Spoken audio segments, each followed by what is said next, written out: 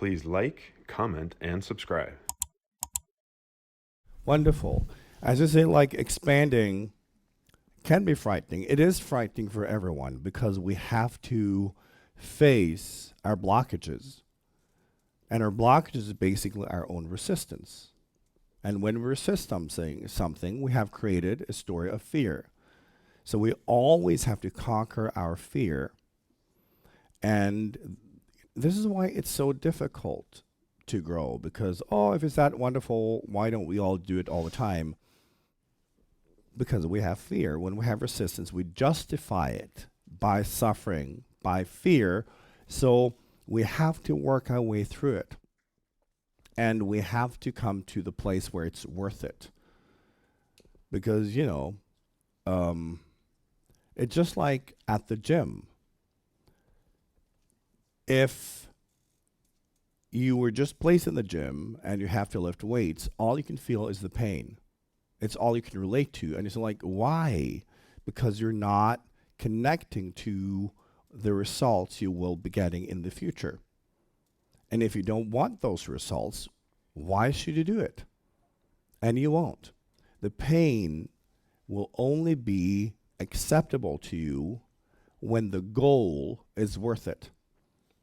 And I think that's what more and more people are waking up to in these times, is understanding that our culture is too primitive and we can't bear it anymore. We have to grow out of that primitive way of being human because being human is not one definition. We often assume that the way we think of being human, oh, that's how it is. That's how it's always been. If you go back only a few hundred years, their experience of what it meant to be human was entirely different. And if we go back even further, their experience was even more different. So it's not a permanent thing. It is evolving. So whatever definition of the human experience you have got, it can change for the better.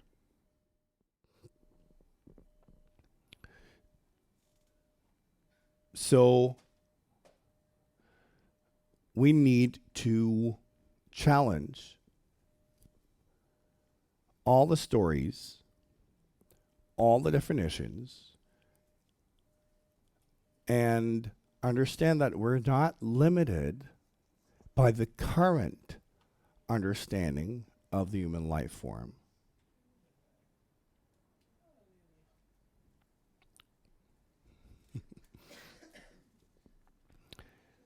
That the definition of what it means to be human will, over the next few hundred years, be something entirely different. So the current story of the human life form is not true. It is simply the collective assumption based on how we experience this life form and what we have access within ourselves. You're capable of so much more. And when you open yourself up to a different definition of what it means to be human and see how we function and everything we're able to do, it also turns hell into an amusement park.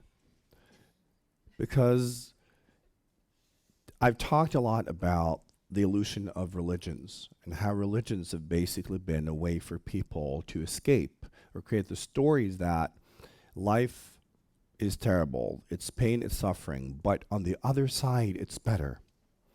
But to get there, you have to give me all your money. That's basically what religion is. And people have needed it because the definition and the understanding of the human journey has been so limited. And everything we have associated with spirituality has not fit into our definition of what a person is. Even what the person is has not been fit into what the person is. If you look at religion, they've basically cut off many of the natural, even bodily functions. aspects of what it means to be human, whether it's like sexuality, pleasure, all the good stuff. That's a sin. That's a work of the devil. So what is allowed for a human has been like very narrow, and then we've had to create like other spaces to put like the rest. Is like having a lot of stuff, but being forced to live like, in the camping trailer. Where do you put all the stuff? So you have like different compartments. And it's kind of like that. So I've often said the whole concept of spirituality to me is impossible. And I use the word spiritual, but at the same time, I explain that there's a problem with it, because when people think that something is spiritual, they're at the same time saying that something is not spiritual. There is one reality. One. And as humans, we have to be whole. A human is capable of the full spectrum. The highest vibrations to the lowest ones. The fun thing about this life form is that we are apes. We can be complete animals, but we can also be enlightened beings. And they can fit into the same experience. Being an animal is not dirty, is not sinful. All the fun stuff about being human that religions have said, like, oh, you shouldn't be doing that, that's the work of the devil. It's not. It's part of the human experience. And the same thing with everything we consider spiritual. It's also part of the human journey.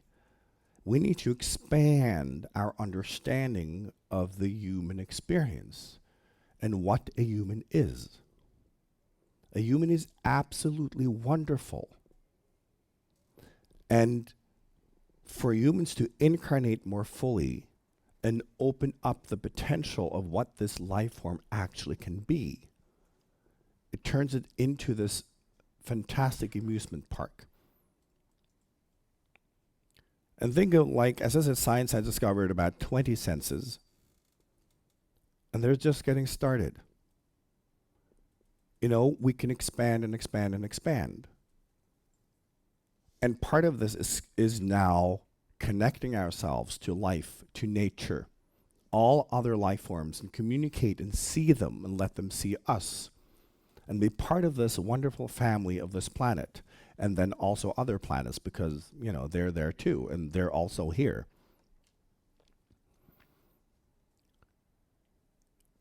There is no limit in being human.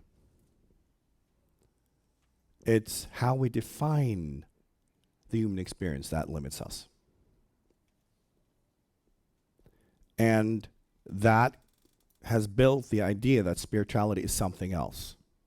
I have to go like beyond this, I have to leave that behind to be spiritual. You don't have to. You can open yourself up. You can acknowledge the kind of broader spectrum of what it means to be human. It's all here.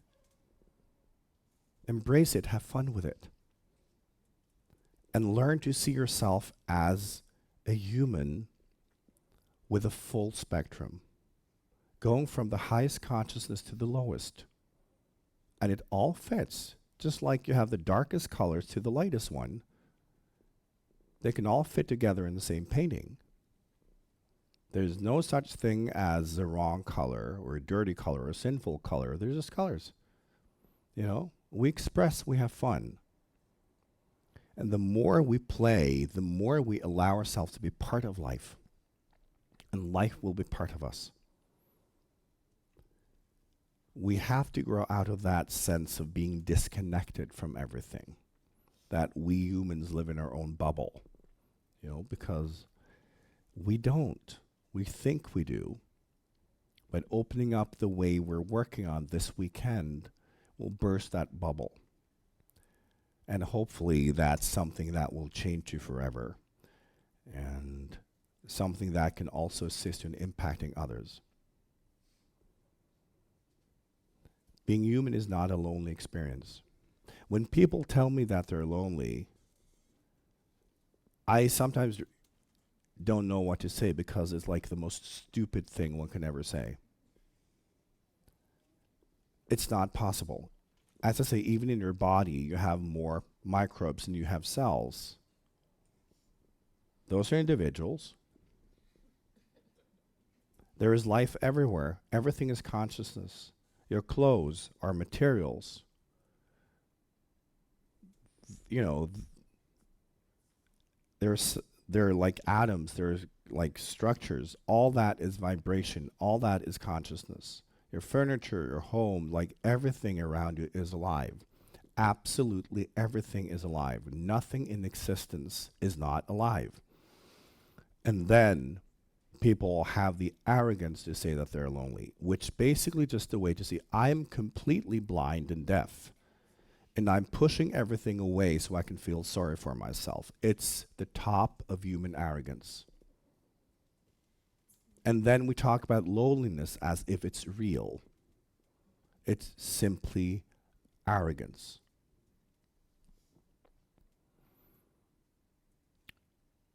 So we need to grow out of this.